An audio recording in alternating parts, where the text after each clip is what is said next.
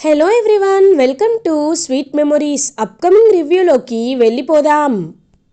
బాగి మనోహరిని చంపాలనుకుంటున్న killer ఎవరో తెలుసుకోవడానికి తన రూమ్కి వస్తుంది. వచ్చి డ్రా ఓపెన్ చేసి ఆ పర్స్ గురించి నాకేదైనా ఇన్ఫర్మేషన్ తెలిసే అవకాశం ఉందా అని ఇంకా కిల్లర్ పర్స్ని ఓపెన్ చేసి చూస్తుంది బాగి. చూడగానే అందులో వాళ్ళ అమ్మగారి పాస్పోర్ట్ సైజ్ ఫోటో చూస్తుంది. ఒక్కసారిగా షాక్ అయిపోతుంది బాగి. అమర్ చెప్పిన మాటల్ని కూడా గుర్తు చేసుకుంటుంది.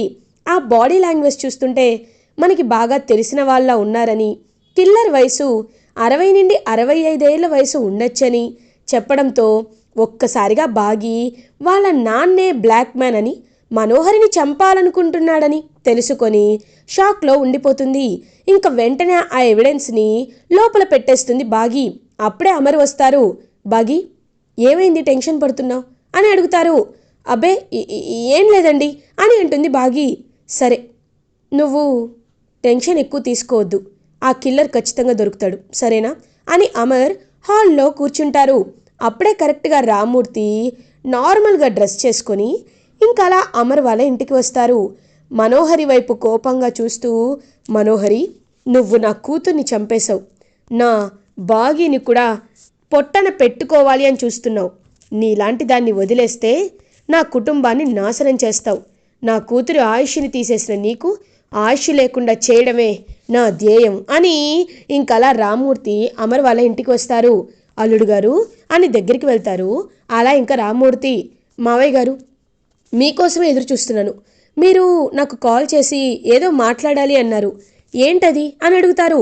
వెంటనే బాగి పరుగు పరుగున కిందికి వస్తుంది. బాబుగారు, నేను ఒక విషయం చెప్పాలండి, అది మనోహరి అని అనేలోపు నాన్న అని గట్టిగా అరుస్తుంది బాగి. ఒక్కసారిగా రామ్మూర్తి ఆగిపోతారు. అమ్మ బాగి అని అంటారు. నాన్న, మీరేం చెప్పాలనుకుంటున్నారో నాకు తెలుసు అని అంటుంది బాగి. వెంటనే చూస్తూ ఉంటారు రామ్మూర్తి బాగి వైపు. అమర్, ఏంటి బాగి, ఎందుకంత కంగారుగా మీ నాన్నగారి దగ్గరికి వచ్చావు? నువ్వు ఇలా త్వరగా పరిగెత్తడం కరెక్ట్ కాదు కదా, ఏం చెప్పాలనుకుంటున్నారో చెప్పు అని అంటారు అమర్. ఏం లేదండి, నాకు ఇప్పుడు 4th మంత్ కదా, నెక్స్ట్ మంత్ శ్రీమంతం చేయాలి కదా, ఆ పనుల గురించి మాట్లాడడానికి వచ్చారంతే అని అంటుంది. ఓ అవునా, అయితే ఇంకా 1 మంత్ ఉంది కదా మావయ్య గారు, మనం శ్రీమంతాన్ని గ్రాండ్గా జరిపిద్దాం, మీరేమీ కంగారు పడకండి, ఖర్చంతా నేనే చూసుకుంటాను అని అంటారు. అయ్యో బాబు, నేను ఖర్చుల గురించి మాట్లాడడానికి రాలేదు బాబు అని అంటారు. ఇంక వెంటనే బాగి, అయ్యో నాన్న, ఆయన చెప్తున్నారు కదా, ముందు ఆయనకి ఆఫీస్కి టైం అవుతుంది, వెళ్ళనివ్వు, ఏవండి మీరు ఆఫీస్కి వెళ్ళండి అని అంటుంది. మావయ్య గారు, నేను ఆఫీస్కి బయలుదేరుతాను, బాగి నువ్వు మావయ్య గారిని జాగ్రత్తగా చూసుకో. ఇంకా మనోహరి కూడా అలా బయటికి వెళ్ళిపోతుంది. అప్పుడే బాగి రామ్మూర్తిని తన రూమ్లోకి లాక్కు వెళ్తుంది. నాన్న, ఏం నాన్న ఇది, అంటే మనోహరిని చంపాలనుకుంది నువ్వా అని అడుగుతుంది. అవునమ్మా, నేనే ఈ విషయాన్ని అల్లుడు గారికి చెప్పడానికే వచ్చానమ్మా అని అంటారు. ఎందుకు నాన్న, ఎందుకు ఇలా చేస్తున్నావు అని అడుగుతారు. లేదమ్మా, అరుంధతిని పొట్టన పెట్టుకున్న రాక్షసిని నేను చంపాలనుకుంటున్నాను, అప్పుడే లెక్కలన్నీ సరవుతాయమ్మా అని అంటారు. చూడు నాన్న, ఒకవేళ తన ప్రాణాలు తీయాలన్నా, తనకి శిక్ష పడేలా చేయాలన్నా నేను ఆయనతో ఒక్క మాట చెప్తే చాలు, ఆయన వెంటనే మనోహరిని చంపేస్తారు. కానీ ఇక్కడ సమస్య అది కాదు కదా నాన్న, చంపుకుంటూ పోతే భూమి మీద ఎవరు బ్రతకరు. అది పాపం చేసిందని మనం కూడా పాపం చేస్తే తనకి మనకి తేడా ఏముంటుంది నాన్న? కాబట్టి ప్రతిసారి చంపడమో చావడమో పరిష్కారం కాదు నాన్న అని అంటుంది బాగి. చూడమ్మా, నువ్వు చాలా మంచిదానివమ్మా, నేను నిన్ను పెంచిన పెంపకం అలాంటిది, కానీ ఇలాంటి రాక్షసుల్ని చంపేయడమే కరెక్ట్ అమ్మా. ఒకప్పుడు సత్యభామ నరకాసురుని వధించింది, దుర్గామాత మహిషాసురుని వధించింది, అలా రాక్షసుల్ని వరించాలమ్మా, వధించాలి అని అంటారు రామ్మూర్తి. కరెక్టే నాన్న, కానీ ఇది కలియుగం. మనోహరి ఎవరో తెలుసా? మనోహరికి ఒక ఫ్యామిలీ ఉంది నాన్న, తనకి ఆల్రెడీ పెళ్ళయ్యి ఒక పాప కూడా ఉంది, కానీ అర్ధాంతరంగా పాపని వదిలేసి వచ్చేసింది నాన్న. ఎవరో తెలుసా? మనోహరి భర్త ఎవరో తెలుసా? రణ్వీర్. మనోహరి కన్న కూతురు ఎవరో తెలుసా? అంజు అని అంటుంది బాగి. ఒక్కసారిగా రామ్మూర్తి షాక్ అయిపోతారు. ఏంటమ్మా అని అంటారు. అవును నాన్న, కాబట్టి తనకొక కుటుంబం ఉంది కాబట్టి ఆ కుటుంబాన్ని తనని దగ్గర చేయాలి. ఏ కన్నుతో ఏ వేలుతో అయితే అరుంధతి అక్క జీవితాన్ని నాశనం చేసిందో అదే వేలుతో తన కన్నే తను పొడుచుకునేలా చేసి తనకి బుద్ధొచ్చేలా చేయాలి. అంతేకాని ప్రాణం తీయడం కరెక్ట్ కాదు నాన్న అని అంటుంది బాగి. సరే అమ్మా, నా బంగారు తల్లి, నిన్ను నిలువెత్తు బంగారంలా చూస్తుంటేనే నాకు చాలా గర్వంగా అనిపిస్తుంది. వాళ్ళెంత తప్పు చేసినా చంపద్దు అంటున్నావు చూడు, అదమ్మా నీ వ్యక్తిత్వం. సరే, నువ్వు చెప్పినట్టే ఇంక నేను మనోహరి జోలికి రాను. కానీ ఆ మనోహరి పీడ నీకు పోయేలా నేను త్వరలోనే చేస్తానమ్మా అని పాపం బాగీకి అభయం ఇచ్చి అక్కడి నుండి వెళ్ళిపోతారు రామ్మూర్తి. ఇంకా బాగి, అమ్మయ్య, నాన్న మనోహరిని చంపనన్నారు. నాన్న ఒకవేళ చంపితే జైల్లో ఉంటారు. మనోహరి, నిన్ను ఎలా అయినా మారుస్తానని బాగి అలా ఆలోచనలో పడుతుంది. ఇదే ఇలా ఉండగా ఈవినింగ్ అవుతుంది. అమర్ ఆఫీస్ నుండి ఇంటికి వస్తారు. బాగి అమర్ కోసం వెయిట్ చేస్తూ ఉంటుంది. ఏవండి, ఒకసారి నన్ను చూడండి అని అంటుంది. ఏమైంది బాగి, బాగానే ఉన్నావు కదా, హెల్త్ బాగాలేదా అని అంటారు. అయ్యో అదేమీ కాదండి, ఇది మీరు సెలెక్ట్ చేసిన శారీనే కట్టుకున్నాను అని అంటుంది బాగి. హో అవునా, టెన్షన్లో పడి మర్చిపోయాను అని అంటారు అమర్. ఇంక వెంటనే బాగి, ఏవండి రేపేంటో మీకు గుర్తుందా అని అడుగుతుంది. రేపు రేపు సండే కదా అని అంటారు. అయ్యో అది కాదండి, రేపు అననేలోపు రాథోడ్, సార్ మీరు చెప్పిన అరేంజ్మెంట్స్ అన్నీ చేసేసాను సార్, రేపు మీరు కొడైకెనాల్కి బయలుదేరుతున్నారు సార్ అని అంటారు. రాథోడ్, రేపు కొడైకెనాల్కా అని అంటుంది బాగి. అవును మిస్ అమ్మ, సార్కి అక్కడ ఇంపార్టెంట్ మీటింగ్ ఉంది. పై ఆఫీసర్స్ అందరూ సీక్రెట్ మీటింగ్ పెట్టుకుంటున్నారు, అందుకే సారు కొడైకెనాల్ వెళ్తున్నారు అని అంటారు. అది కాదండి రేపు రండి. బాగి ప్లీజ్, నాకు అసలే వర్క్ టెన్షన్ ఎక్కువగా ఉంది, నువ్వు నన్ను ఇబ్బంది పెట్టద్దు అని అమర్ వెళ్ళిపోతాడు తన రూమ్లోకి. ఛ, ఏంటి నీకు నిజంగా ఏం గుర్తులేదా అని బాగి పాపం చాలా బాధపడుతుంది. ఇది ఇలా ఉండగా మార్నింగ్ అవుతుంది. బాగి అలా కళ్ళు తెచ్చి చూసేసరికి అమర్ బాగి ఎదురుగా ఉంటారు. ఏవండి అని అంటుంది. ఇంకా అమర్ వెంటనే బాగీని హక్ చేసుకొని హ్యాపీ మ్యారేజ్ యానివర్సరీ బాగి అని చెప్తాడు. ఒక్కసారిగా బాగి చాలా హ్యాపీగా ఫీల్ అవుతుంది. ఏవండి మీకు గుర్తులేదని అన్నారు అని అంటుంది. ఆ రోజుని నేను అప్పట్లో ఇష్టపడకపోవచ్చు, నా ఇష్టంతో నీ మెల్లో తాళి కట్టకపోవచ్చు, కానీ మనల్ని కలిపింది ఆరునేనని నేను బలంగా నమ్మిన రోజు నువ్వు నా భార్యవయ్యావు బాగి. కాబట్టి మన పెళ్లి రోజు నేను ఎలా మర్చిపోతాను అని అంటారు అమర్. బాగి చాలా హ్యాపీగా ఫీల్ అవుతుంది. సరే, నీకోసం ఒక సర్ప్రైజ్ ఉంది అని బాగీకి కళ్ళు మూస్తాడు అమర్. ఎక్కడికి తీసుకువెళ్తున్నారండి అని చెప్పి ఇంకలా బాగి అమర్తో పాటు హాల్లోకి వెళ్ళి చూసేసరికి, కళ్ళు తెచ్చి చూసేసరికి హ్యాపీ మ్యారేజ్ యానివర్సరీ మిస్ అమ్మా అని చెప్పి పిల్లలు అండ్ నిర్మలమ్మ, సదాశివ, చిత్ర, వినోద్ కూడా ఉంటారు. ఒక్కసారిగా బాగి చాలా హ్యాపీగా ఫీల్ అవుతుంది. ఇంకలా నిర్మలమ్మ, సదాశివ ఇద్దరు బాగి దగ్గరికి వస్తారు. అమ్మ బాగి, నా బంగారు తల్లి, నీ గురించి తెలుసుకున్నానమ్మా.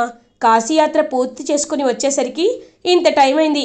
మీ మావయ్య గారు ఉన్నారే, ఒక్క చోటు చూద్దామంటే 10 చోట్లు చూపిస్తారు, కాబట్టే ఇంత లేట్ అయింది.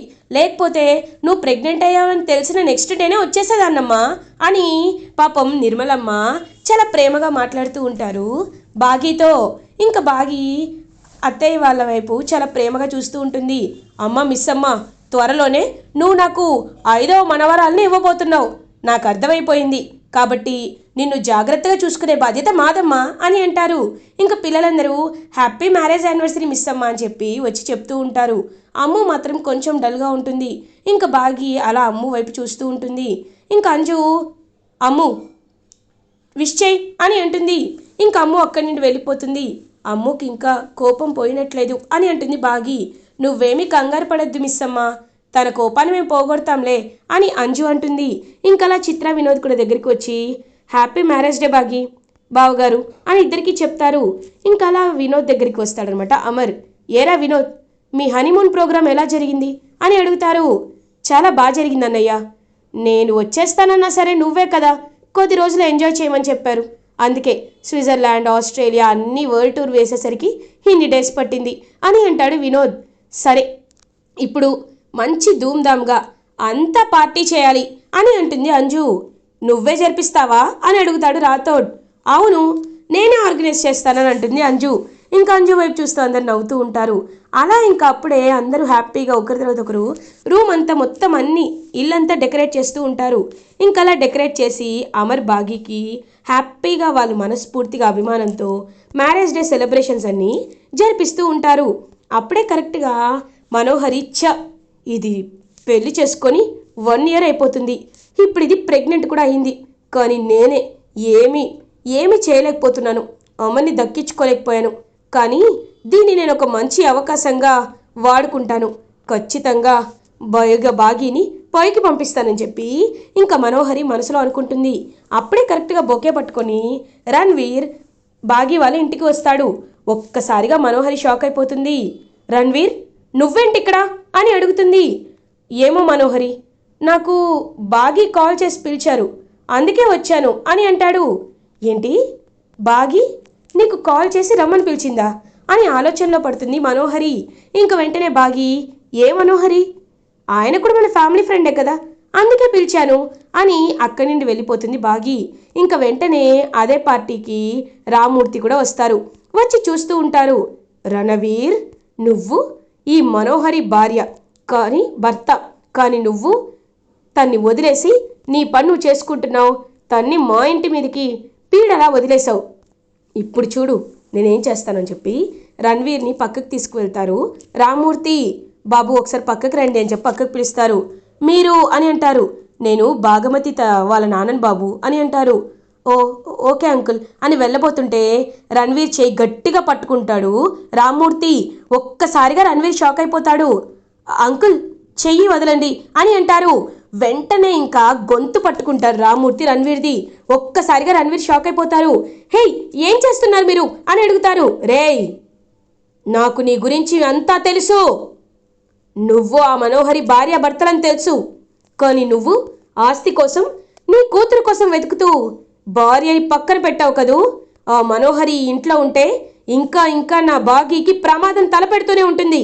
కాబట్టి ఈ ఫంక్షన్ అయిపోయిన తర్వాత ఆ మనోహరి నీ భార్య అని ఒప్పుకొని ఆ మనోహరిని ఇక్కడి నుండి తీసుకువెళ్ళిపో, లేకపోతే నిన్ను చంపడం నాకొక లెక్క కాదు అని గట్టిగా చెప్తారు రామ్మూర్తి.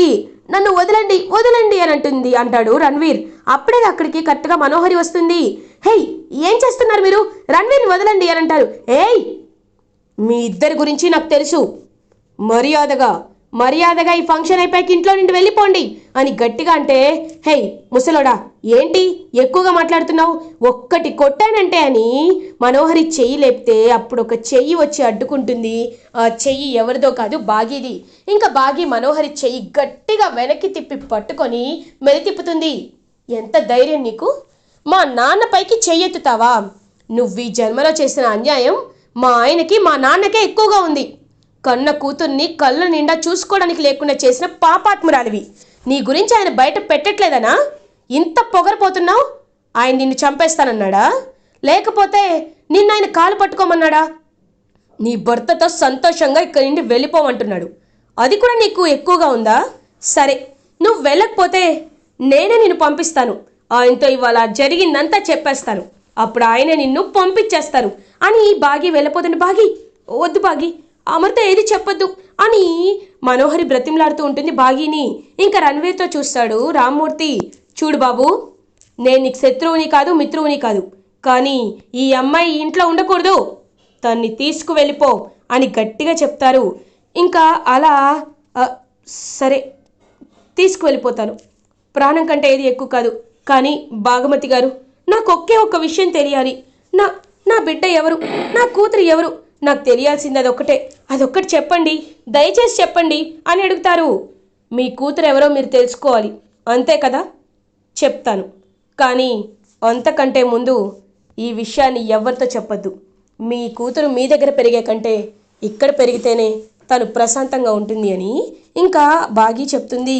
ఇంతకీ మా కూతురు ఎవరు అని అడగగానే అంజు అని అంటుంది బాగీ. ఒక్కసారిగా షాక్ అయిపోతాడనమాట. అలా ఇంకా రణ్వీర్, ఏంటి అంజునా అని చూస్తూ ఉంటారు. అవును అంజునే, కానీ అంజు గురించి మీకు తెలుసు కదా అనేసరికి రణ్వీర్ మొత్తం ఆలోచించుకుంటాడు. లేదు, అంజు నా దగ్గర పెరగడం కంటే మీ దగ్గర పెరగడమే మంచిది, మీరు మంచి నిర్ణయమే తీసుకున్నారని ఇంకలా బాగీకి థ్యాంక్స్ చెప్పి అమర్కి కూడా నేను థ్యాంక్స్ చెప్పాలి, తన్ని చాలా సంస్కారంతో పెంచాడు అని ఇంకా మనోహరి చేపట్టుకొని అమర్ దగ్గరికి వెళ్తారు రణ్వీర్. ఇంకప్పుడే బాగి అయితే హ్యాపీగా అమర్ దగ్గరికి వస్తుంది. ఇంకా అందరి సమక్షంలో హ్యాపీగా కేక్ కట్ చేస్తారు అమర్ అండ్ బాగి. ఇంకలా వాళ్ళ మ్యారేజ్ డే ఫంక్షన్ని గ్రాండ్గా జరిపిస్తారనమాట అందరూ కలిసి. అప్పుడే రణ్వీర్ బాగి దగ్గరికి అమర్ దగ్గరికి వస్తారు. అమరేంద్ర, మీతో ఒక ముఖ్యమైన విషయం మాట్లాడాలి. మనోహరి నా భార్య. నేను తన్ని ప్రేమించి పెళ్లి చేసుకున్న కొన్ని కారణాల వల్ల తను నాకు దూరం అయిపోయింది. మీ ఇంట్లో ఉంటుంది కాబట్టి ఈ విషయాన్ని నేను ఇన్ని రోజులు కావాలనే చెప్పలేదు, మనోహరిని బాధ పెట్టకూడదని చెప్పలేదు. కానీ ఇప్పుడు మనోహరి నాకు కావాలి. మనోహరిని నేను బాగా చూసుకుంటాను. నా మాట వినమరేంద్ర, నా దగ్గర సాక్ష్యాలు కూడా ఉన్నాయని చెప్పి మ్యారేజ్ సర్టిఫికేట్ని వాటిని ఫోటో చూపిస్తారు. ఒక్కసారిగా అమర్ షాక్ అయిపోతాడు. మనోహరి, ఎన్ని రోజులు ఈ నిజాన్ని ఎందుకు దాచిపెట్టావు అని అడిగితే బాగి వైపు చూస్తుంది మనోహరి. బాగి సైగ చేస్తూ ఉంటుంది కరెక్ట్గా చెప్పమని. అంటే అమరేంద్ర, కొన్ని కారణాల వల్ల నేను రణ్వీర్తో విడిపోయాను అని అంటుంది. సరే, మీ కారణాలు మీకుండొచ్చు, కానీ మీరిద్దరూ మంచి జంట. మీరిద్దరూ ఎప్పుడు సంతోషంగా ఉండాలని నేను కానీ పైనున్న ఆరు కానీ కోరుకుంటుంది. మీరిద్దరూ సంతోషంగా ఉండండి. రణ్వీర్, మనోహరి ఈ ఇంటి ఆడపిల్ల అనుకొని నీకు అప్పచెప్తున్నాను. తన్ని జాగ్రత్తగా చూసుకో. తనకి మళ్ళీ ఏ కష్టం వచ్చినా నేను ఊరుకోను, అర్థమైందా అని గట్టిగా చెప్పి రణ్వీర్ని మనోహరిని ఇంటి నుండి పంపించేస్తారు హ్యాపీగా అమరేంద్ర. ఇంకలా హ్యాపీగా ఉంటుందన్నమాట బాగి. అమ్మయ్య, మనోహరి ప్రాణం తీయకుండా ప్రాబ్లం సాల్వ్ అయిపోయింది. ఇంకా మనోహరి ఎప్పటికీ ఇంటికి రాదు అని చెప్పి ప్రశాంతంగా ఫీల్ అవుతుంది బాగి. ఇదంతా ఇంకక్కడికి అప్పుడే వచ్చి చూస్తున్న అరుంధతి కూడా చాలా హ్యాపీగా ఫీల్ అవుతుంది. ఇంక అరుంధతి, మనోహరి వెళ్ళిపోయింది, బాగి త్వరలో ఒక బిడ్డకి తల్లవబోతుంది, ఇంతకు మించి నాకేం కావాలి అని హ్యాపీగా ఫీల్ అవుతూ ఇంకలా సంతోషంగా ఉన్న అమర్ అండ్ బాగి వైపు చూస్తూ మురిసిపోతూ ఉంటుంది అరుంధతి. ఇలా ఎపిసోడ్ ఎండ్ అవుతుంది. ఫర్దర్ ఎపిసోడ్ రివ్యూస్ ముందుగా మీకు కావాలి అనుకుంటే మా ఛానల్ని సబ్స్క్రైబ్ చేసుకోండి. Thanks for watching.